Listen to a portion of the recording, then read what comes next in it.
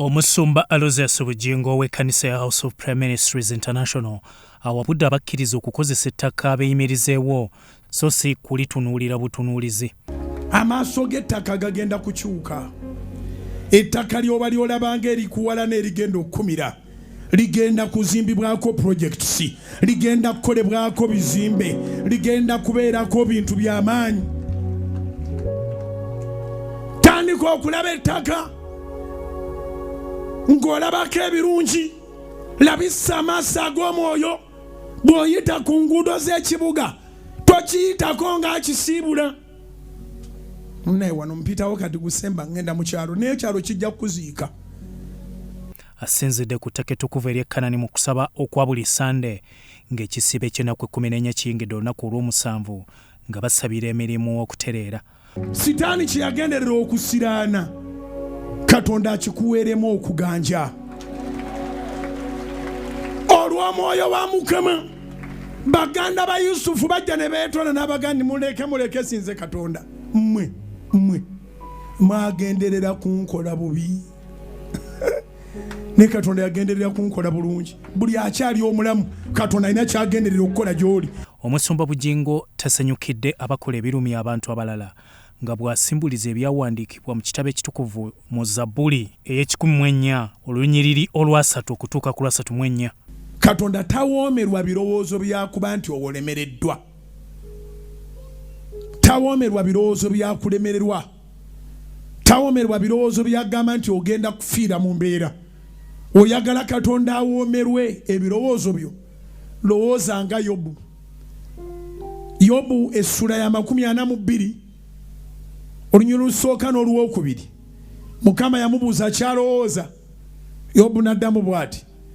Yobu n'amugamba nti manyi nga gw'oyinza byonna. Manyi nga gw'oyinza byonna. Era nga tewali kigambo kyawateesa ekiziyizika. Naye ng'ayogera bw'atyo abaana be baafa, mukazi we yagenda, emmaali yaggwaawo, endwadde yamukuba n'abasawo ne babulwa eddagala lyayo. Ali awo alinga atalina mugaso mu nsi naye omugaso gwe guli muli munda mu ye. Okukola kwakubiriza abantu Omusumba Bugingo abawadde ebikwogerwako mu Bayibuli nga bwe bakola ebigasa ne baleka ebitali bya mugaso. Ani alina ensonga mu nsi nga Katonda yeetagamu malako wiiki ng'akola. Wiiki ennamba yali yakutonda nsi yonna. N'amafuta agali mu ttaka, ne golodi ali mu ttaka, ne feeza ali mu ttaka, na buli kimu ekiri mu ttaka, na buli kirungi kyonna ky'olaba mu nsi eno. Ennaku zaali 6 ensi yonna n'etondebwa. Gwe bw'ogeraageranya Katonda bwe yatonda ennaku 6, ebintu byatonda mu nsi ensi yonna ennaku 6 ng'atumye omwoyo we, oyinza okwekanga nga teweetaaga na katikitiki. Omusumba Bugingo agamba kulembeza Katonda mu buli kyokola. Ky'obalaba bw'onooba okola kiri kye nagambye nti yogerako n'omudaala gwo, yogerako n'edduuka lyo, yogerako naki, ogenda kubanga okola n'omwoyo. Ate omwoyo wa Mukama ali awo.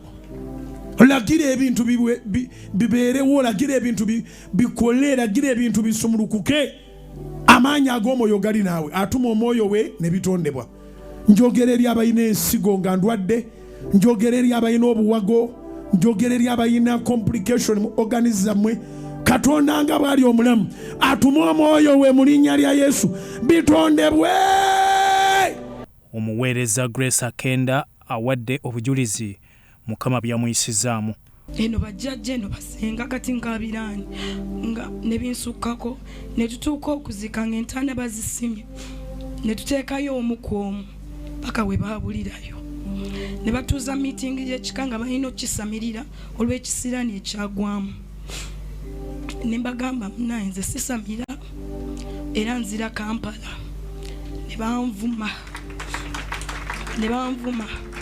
omu ku taata gwe namanyira eyo n'agamba ekyo kye kyatta ne kitaawo kyekimazeewo ne bano kati ogenda e Kampala togenda kusukka mwezi gumu bagenda kukuzza tulina okuziika oba si kyekyo sigala tusamire. Ne nkubira taata n'agamba tuli balokole ddala. N'okubira taata ono omukuza. tata nangamba tuli balokole ddala tukuliza mu bulokole wabanga gweweereza kuwaayo komawo akuweereyo eno nenkomawo nembeerawo kati omukyalo omusimumanyi yalina ku TikTok nampeereza emitwalo 3 nangamba genda recording oluyimba nendurecordinga nga luwedde nako tebakyalu playinga wenaddamu nendurecordinga neruddamu nerutambula mpaka kati mukama walutambuza ne batandika odduweereza baluyimba ensi yonna eruyimbe ennyimba zetuwulira mu nsi muno buli luyimba lulina sitoole emabega waalwo kati ffe tuli bannamukisa tuwulidde oluyimba sitoole yaalwo abakkiriza babadde baseeseetuse mu kukkiriza bazzeemu okwatula obulokozi nvuddeyo sazeewo okuleka ebyensi nzikiriza n'omutima gwange okuleka ekibi era okwenenya amakubo gange gonna nenenya mu maaso g'Omukama onsonyiwa ebibi byange byonna onsaasire.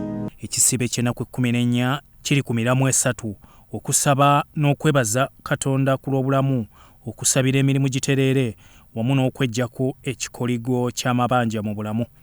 Abakkiriza ababadde ku ttaka ettukuvu ery'e Kanani basiigiddwa amafuta bonna. Byawora Gabriel, Soroti TV, Omunyo.